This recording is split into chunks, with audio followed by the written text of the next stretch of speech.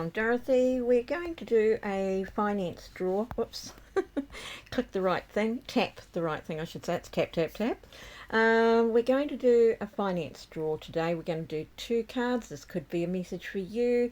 If you do go around finding random readings, then it's always going to be about the timing. And so when you have something high on your mind and you have a bit of confusion or you want a message about that, sometimes it's wise to just take a message wherever you got it from and then just sit with that. If it feels right for you, or even if you don't like it, right is right.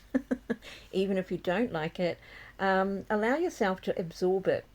I want to say that I'm going to have the 2 cards as a what's going on, circumstances, and then the second card's a solution for that. So we've got the 3 of clubs, which is really looking for something new, looking for something fresh.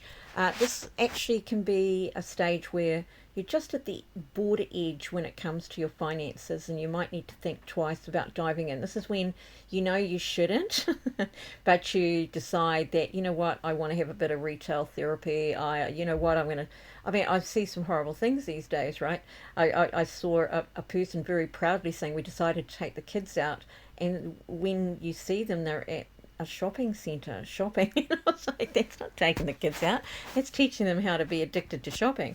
So this is that extra bit of awareness. It doesn't mean you shouldn't spend the money, but you should be very cautious to the value of expending anymore, and especially if you're in the credit mode, spending your credit card money, which you don't have, to buy peripheries, junk, buy coffees, whatever it might be, lunch, it's probably a bit crazy. You know, if it's under control, that's all right. But this card suggests you're at the edge of that limit, you're at the edge of that control, dipping into overdrafts. All of that costs you extra money.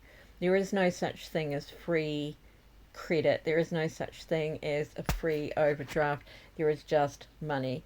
A really good idea if you struggle with this, if this is an ongoing struggle for you that you overspend, is to go back to the basics. And actually, more people should be doing this. Psychologically, when we use a card or our phone, we don't feel like we're spending money. Something to really take on board. They've been doing a lot of research on that lately, and of course that's why they want you to shop online. It's why it's banks and corporations, whatever you want to say, shops, they want you to use your debit cards and spend $10 more than you might have had in your pocket every time.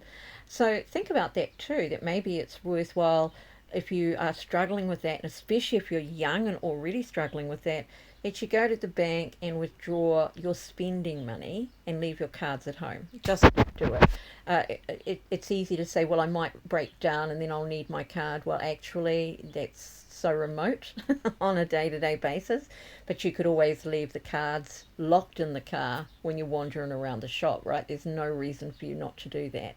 So in fact, when it comes to cards, more is stolen out of wallets and bags than anywhere else. So it's less likely somebody will break into your car than it is that somebody will steal your wallet.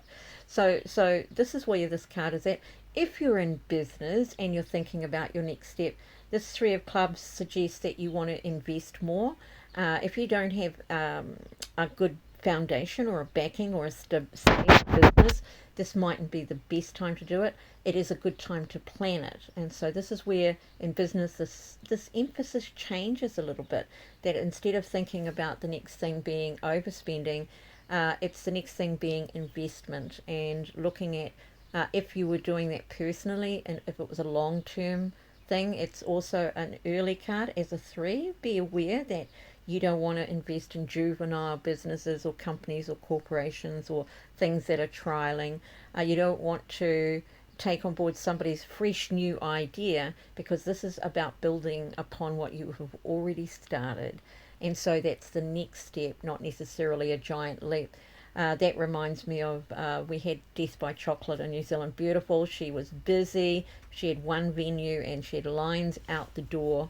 She opened another few venues in New Zealand, still did really well. They weren't competing with each other. They were all in different cities. Then she decided to open them in more suburbs. Then she decided to open them in Australia and franchise them, and nearly took herself out over about 5 years. It just had too much overhead and just wasn't so special. anymore. And so we miss that sometimes. If you're really busy, sometimes that is where you need to be and stay there. So this card is a planning stage. Think about the next stage, think about the next step, think about what you're spending your money on, think about what your plans are, whether, yeah, because it's a financial query, it's going to be around money. And if you are having problems, if you are overspending, if you're thinking that the next step may cause you some issues, we hit the Ace of Diamonds. Now the Ace of Diamonds actually encourages taking another step, but it's a very low level card. It's definitely plan, plan, plan. Get everything down in writing. Don't rush anything. This Ace of Diamonds with that beautiful New Zealand coin. So I've infused the fantail, which was on our florin, with the Queen Victoria's head, and the New Zealand Ko-Fi is on the coin. I just zhuzhed it up. But it's a lovely, beautiful coin, because here's the thing. The fantail is the tiniest, tiniest bird, and it flits around and eats the tiniest, tiniest insects. And it has very little negative impact anywhere. So it's a really wonderful thing to look at. And the Ko-Fi heralds in a time of abundance and plenty when it's planned correctly. So this is an old-fashioned approach. It's taking things one step at a time, and it encouraged that you plan to use your resources wisely as opposed to getting new money, because the query is financial. It's not always about finances in the diamonds, but that's our query today. And so here we're looking at using our resources wisely. And resources are something you already have, right? So it's not about going out and planning to borrow $500,000 to get through the next 6 months if you're having problems with business finances. It's about precisely not doing that and planning a better way past your struggles. These are step-by-step cards. The Three of Clubs and the Ace are both step-by-step. Any trouble that you're in financially, now's the time to think, what do I need to do next? And that could be stopping something. It could be getting rid of something. And when I often mention to somebody who comes to me about their financial stress, and I'll say, look, I've got a feeling you've got a big expense that you can divest yourself of. And I'm going to say whatever it is for that person.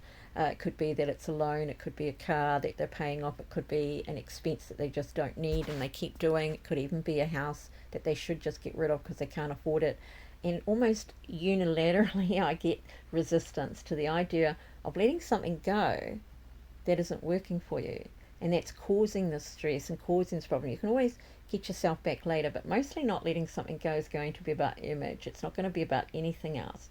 The first thing you get rid of is things that you don't need or things that are dragging you backwards. And sometimes that means taking a loss. I did have a client many years ago, and I suggested to her that she got rid of her car or got rid of her house or got rid of both. And she just said, oh no, I can't get rid of the house. Her marriage had broken down. She was now paying for it on her own where they were both paying for it before. Something to really take on board. And then, of course, she was thinking about increasing her mortgage so that she could pay off less. Nuts stuff, isn't it? And then, of course, she had a almost brand new car, and the first thing she said to me was, oh, look, if I sell the car now, I'll lose money. And I said, yeah, but if you don't sell the car, it's going to cost you that $500 a month, every month. Can you afford that? So it's about making a decision sometimes of the better for the long term, which is where this Ace comes in. Thinking in the long term, what costs you the most, maybe not the thing that you let go in the short term, which costs you the least. So a combination of factors in there. I'm Dorothy with the Tarot of Asterisms in the Deckible app. Pop along to Deckible.com or go to your app store and download it for free, and check out my cards. Check out the Tarot of Asterisms. You can borrow them for 3 days. This isn't the Tarot of Asterisms. I don't know what I was thinking. This is the Victorian Tarot. I'm Dorothy. Ciao for now.